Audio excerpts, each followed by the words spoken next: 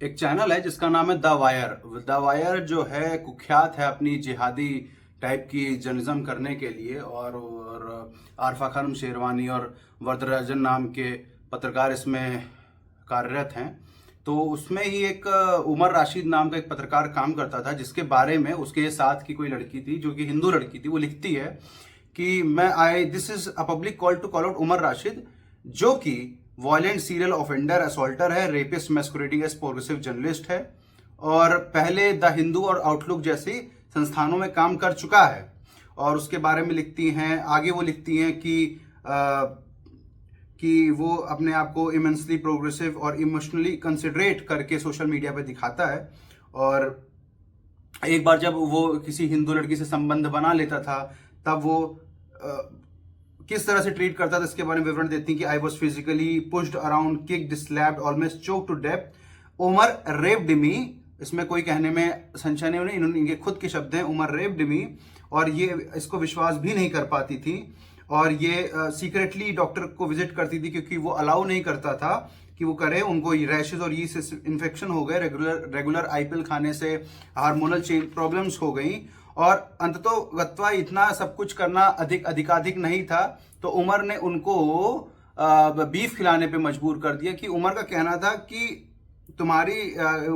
था कि ये आवश्यकता है टेस्ट ऑफ सेक्युलरिज्म के लिए, और कहता था कि जो ग्रेटर गुड ऑफ जो भारत में रहने वाले मुसलमान हैं उनके लिए ये अत्यावश्यक है कि जो उनका संबंध है वो छुपा रहे, क्योंकि इससे जो लव जिहाद वाला जो ब्रिगेड है उसको पता लगेगा तो वो इस तरह से भर्त्सना करेगा मुसलमानों की।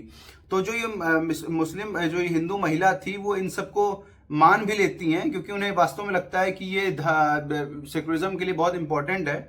अच्छा, ये जब खबर इन्होंने लिखी है तो दो ट्वीट्स जो सामने मेरे आए हैं उसमें ये है कि एक शिवांगी चौबे करके हैं, वो लिखती हैं कि मेरे साथ दुष्कर्म करने वाला था वो मुस्लिम था, चूंकि मैंने लोगों को नहीं बताया या कंप्लेंट नहीं किया क्योंकि इस्लामोफोबिया फैलेगा। और ये बहुत इंपॉर्टेंट हो जाती है इस पूरे उसमें, रुचिका शर्मा करके, reading the allegation level against Umar Rashid was deeply triggering and was relatable to someone who has now for the past 3.5 years have been successfully clean off 10 years long mentally physically abusive relationship. माने 10 साल तक ये abusive relationship में रही और इन्हें एकदम प्रयास नहीं हुआ कि इनके साथ जो है जो एग्रेसर था उसने हर प्रकार से किया, और हर प्रकार से कुकर्म किया। और ये लिखती भी हैं कि this is also the reason why I decided a few moon ago not to call out my aggressor, because I knew the dingbat of Sanghis will just use it to further their own horrible communal agenda. माने भारत में जो स्थिति है feminist Hindu women की, वो ये है कि उनके साथ कोई भी दुष्कर्म कर ले, लेकिन अगर वो मुसलमान दुष्कर्म करेगा तो वो कभी भी इसके विरुद्ध आवाज नहीं उठाएंगी। कारण क्या है कि इससे जो हिंदुत्व ब्रिगेड है वो उसको लव जिहाद का प्रॉब्लम बताएगा। हालांकि इतनी दुर्गति होने के बाद भी इनके अकल नहीं आएगी। क्योंकि भारतीय जो भारत का सोशियोलॉजिकल डिपार्टमेंट, जो समाजशास्त्री विभाग है, वो यही सब पढ़ाता है कि जो हिंदू महिलाएं हैं वो आदिकाल से दबाई गई है, मनुस्मृति ने उनको दबा के रखा है। तो ये is an act of rebel होता है, हिंदू महिलाओं का मुसलमान पुरुषों के साथ संसर्ग बनाने का एक्ट ऑफ रिबेल होता है, जो रिबेल ये कर रही, बगावत कर रही हैं।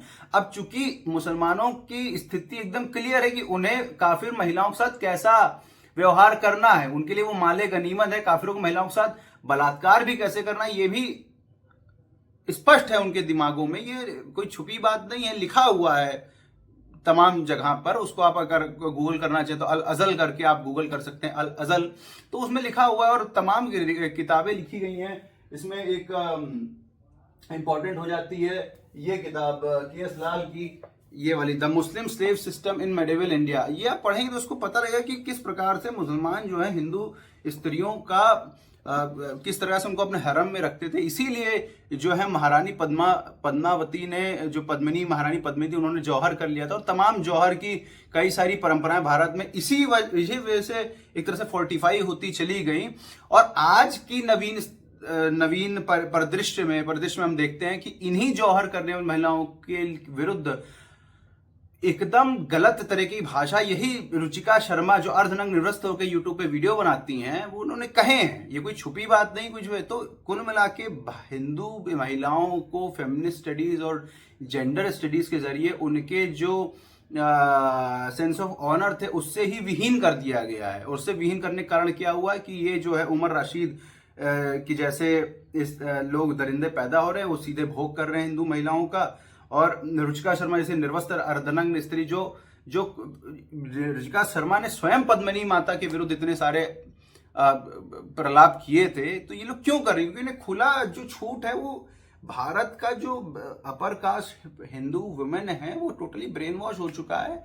और उसके पीछे जो एजेंडा है वो फेमिनिज्म का एजेंडा है। और इसकी चर्चा हम लोग आगे करेंगे, फेमिनिस्ट किस तरह से ब्रेन वॉश कर रहा है और जो ऑनर का कंसेप्ट है, जो परिवार कंसेप्ट है, वो किस तरह से तोड़ा जा रहा है। और इसके एवज में इसके रिजल्ट क्या निकल रहे हैं कि हिंदू महिलाएं टोटली भोग का सामान बनती चली जा रही हैं मुसलमानों के लिए।